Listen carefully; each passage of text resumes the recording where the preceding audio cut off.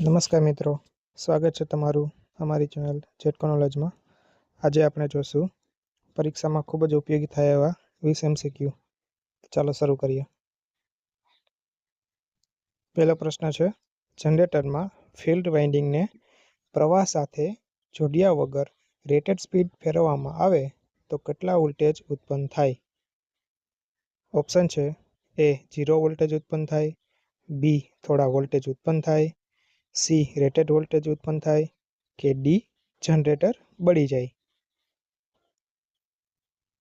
જે લોકોનો આનો આન્સર ખ્યાલ હોય એ લોકો કોમેન્ટમાં એ, બી, સી અથવા ડી લખી શકે છે, જેથી ખ્યાલ આવે કે કેટલા લોકોને આ પ્રશ્નનો આન્સર ખ્યાલ હતો.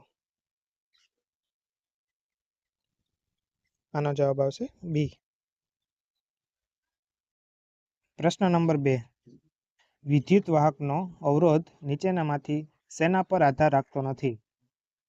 ઓપ્શન છે એ વાહકમાં વપરાતી ધાતુ પર, બી વાહક પર વપરાયેલી અવાહક પર, કે સી વાહકની લંબાઈ પર, કે ડી વાહકના ક્રોસ સેક્શન એરિયા પર.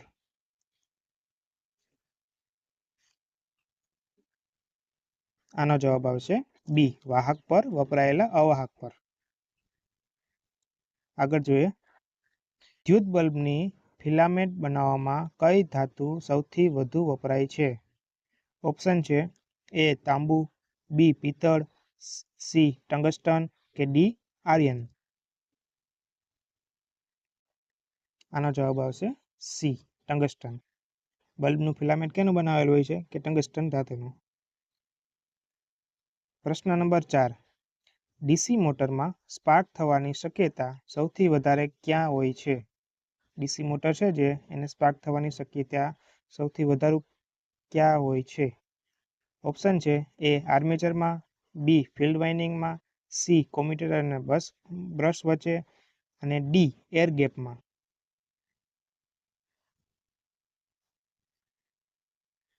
આનો જવાબ આવશે સી કોમ્યુટેટર અને બ્રશ વચ્ચે સ્પાર્ક થવાની શક્યતા વધારે હોય છે. પ્રશ્ન નંબર 5, શુદ્ધ અર્ધવાહકમાં ટ્રાઇવેલેન્ટ કે પેન્ટાવેલેન્ટ અશુદ્ધિ ઉમેરવામાં આવે તો શું થાય?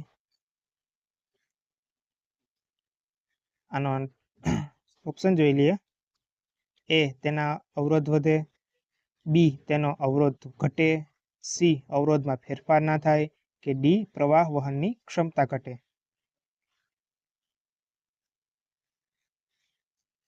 આનો આન્સર આવશે બી તેનો અવરોધ ઘટે. પ્રશ્ન નંબર 6, સબસ્ટેશનમાં પેનલ આગળ મૂકવામાં આવતી રબર મેટીનો શું ઉપયોગ છે? સબસ્ટેશન હોય એની પેનલની આગળ જે મેટી મૂકવામાં આવતી હોય એનો ઉપયોગ શું છે? ઓપ્શન જોઈ લઈએ. એ ચોખ્ખાઈ રાખે છે, બી બે પેનલ વચ્ચે અવાહકનું કામ કરે છે, સી કામ કરતી વખતે સેફટી આપે છે, કે ડી કોઈ ઉપયોગ જ નથી.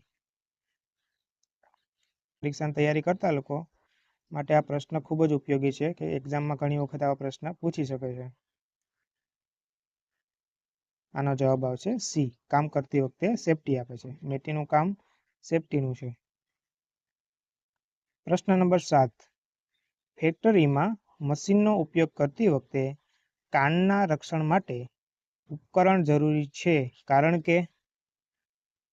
ઓપ્શન છે એ આજુબાજુ મોટેથી સંગીત વાગી શકે, બી સાંભળવાની જરૂર નથી, સી મશીનના અવાજથી કાનને નુકસાન ના થાય, કે ડી મોબાઈલ વાપરવાનો હોતો નથી.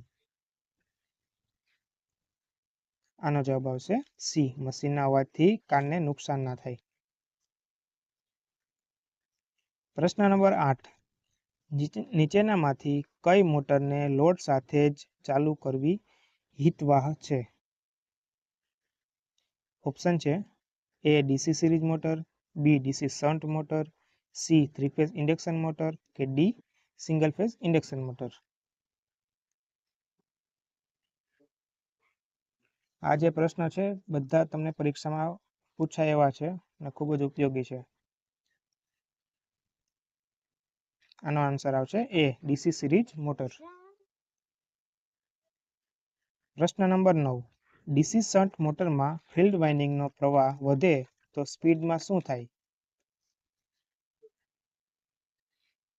ઓપ્શન જોઈ લઈએ. એ બદલાશે નહીં, બી વધશે, સી ઘટશે કે ડી શૂન્ય થશે.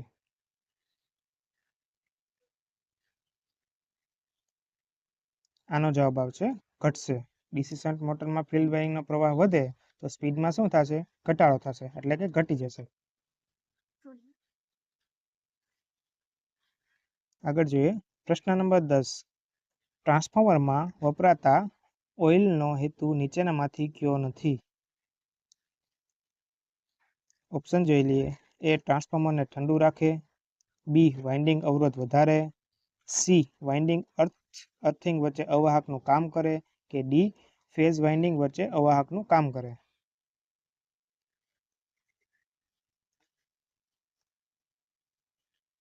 આનો આન્સર આવશે બી વાઇન્ડિંગ અવરોધ વધારે છે.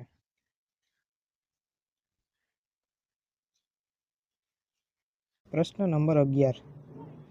પીએમએમસી પ્રકારનું ઉપકરણ કયા પ્રકારનો પ્રવાહ માપે છે? ઓપ્શન છે. એ એસી, બી ડીસી, સી એસી અને ડીસી, ડી ખૂબ વધારે આવૃત્તિવાળો. એનો જવાબ આવશે બી ડીસી. પ્રશ્ન નંબર 12.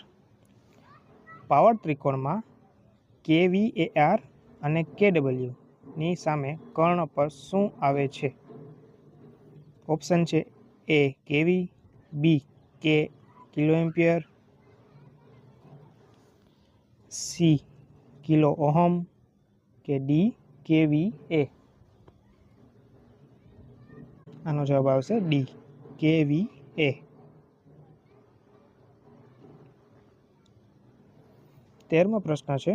એમાં બધા ઇનપુટ સિગ્નલ હાઈ એટલે કે 1 હોય ત્યારે આઉટપુટ લો એટલે કે 0 હોય તે કયો ગેટ છે? ઓપ્શન છે. AND gate, B OR gate, C NOR gate કે ડી એનએનડી ગેટ. આનો જવાબ આવશે ડી એનએનડી ગેટ. પ્રશ્ન નંબર 14. હીટરમાં એસી પ્રવાહનું કયું મૂલ્ય હીટ પેદા કરે છે? ઓપ્શન છે. એ મહત્વનું મૂલ્ય, બી આરએમસી મૂલ્ય, સી સરેરાશ મૂલ્ય કે ડી ઉપરમાંથી કોઈ નહીં.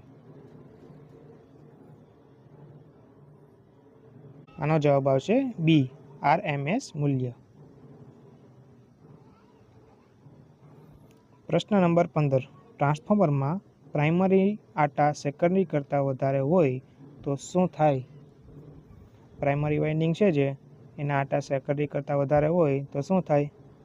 ઓપ્શન છે. એ સેકન્ડરી વોલ્ટેજ વધે, બી સેકન્ડરી વોલ્ટેજ ઘટે, સી બંને વોલ્ટેજ સરખા રહે કે ડી સેકન્ડરી વોલ્ટેજ બમણો થાય.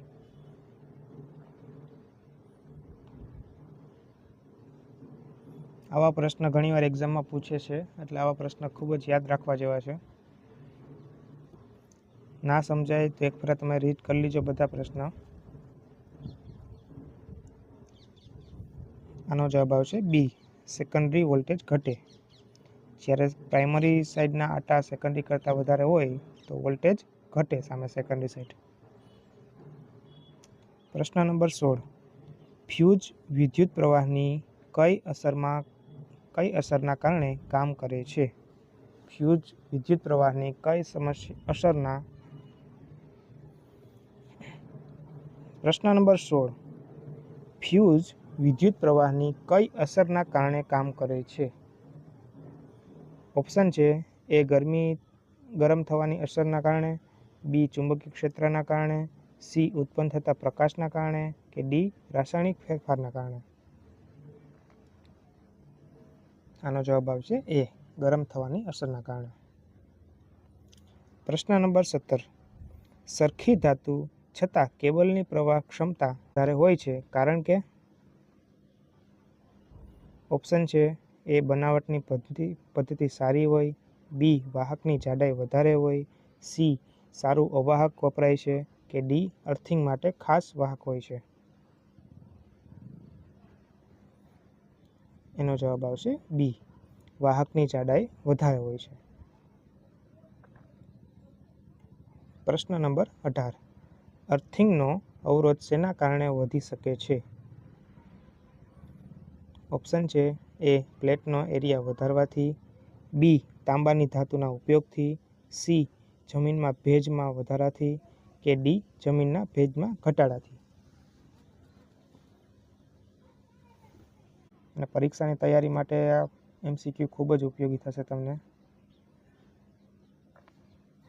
આનો જવાબ આવશે ડી જમીનના ભેજમાં ઘટાડાથી. પ્રશ્ન નંબર 19. વિદ્યુત પ્રવાહની ચુંબકીય અસર પર નીચેનામાંથી કયું ઉપકરણ કામ કરે છે? એ ઇસ્ત્રી. ઓપ્શન જોઈ લઈએ. એ ઇસ્ત્રી, બી ગીઝર, સી મોટર કે ડી બલ્બ. જે લોકોને આ ક્વેશ્ચનનો આન્સર ખ્યાલ હોય એ કમેન્ટમાં લખો, જેથી ખ્યાલ આવે કે કેટલા લોકોને આ પ્રશ્નનો જવાબ ખ્યાલ હતો. તમે જો બધા કેમ કમેન્ટ કરશો તમને પણ અનુભવ થશે અને તમારે પણ પ્રેક્ટિસ થશે કે મને ખ્યાલ હતો. કેમ કે હું તો આન્સર આપવાનો છું, પણ તમે થોડીક પ્રેક્ટિસ કરતા રહીએ ભેગા, એટલે હું 5 સેકન્ડ હું રાહ જોઉં છું. આનો જવાબ આવશે સી મોટર. પ્રશ્ન નંબર 20. વ્યક્તિને ઇલેક્ટ્રિક શોકની તીવ્રતા શેના પર આધાર રાખતી નથી? ઓપ્શન જોઈ લઈએ. એ શરીરના કુલ અવરોધ, બી શરીરના કયા ભાગમાં પ્રવાહ પસાર થાય, સી શરીરમાંથી પસાર થતી પ્રવાહની માત્રા કે ડી શરીરના કુલ વજન પર.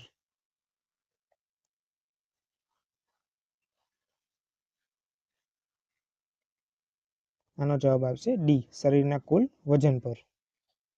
તો મિત્રો આ હતા આપણા આજના 20 મહત્વપૂર્ણ MCQ જે તમારા પરીક્ષામાં ખૂબ જ ઉપયોગી થઈ શકે એવા છે. તો મળીએ છીએ આપણે આપણા આગળના ટોપિક પર.